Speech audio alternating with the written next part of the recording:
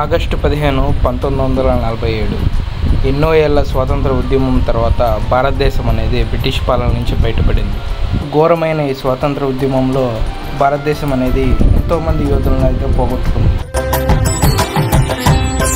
వారిలో ముందుగా మనం చెప్పుకునేది మంగల్ పాండే, భగత్ సింగ్, రాణి లక్ష్మీబాయి లాంటి వాళ్ళందరూ ఈ స్వాతంత్ర ఉద్యమంలో పోరాడి తమ ప్రాణాలని అర్పించారు.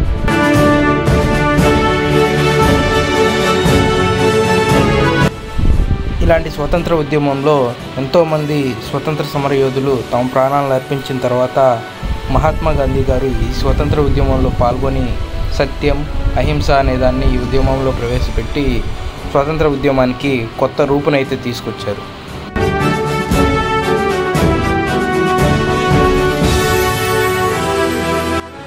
గాంధీ గారే కాకుండా జవహర్లాల్ నెహ్రూ, సుభాష్ చంద్రబోస్, లాలా లజపతి రాయ్ లాంటి ఎందరో గాంధీ గారికి సహకారంగా నిలిచారు. వాళ్ళందరి త్యాగం వల్లే మనకి ఇండిపెండెన్స్ డే వచ్చింది, భారతదేశానికి స్వాతంత్రం వచ్చింది.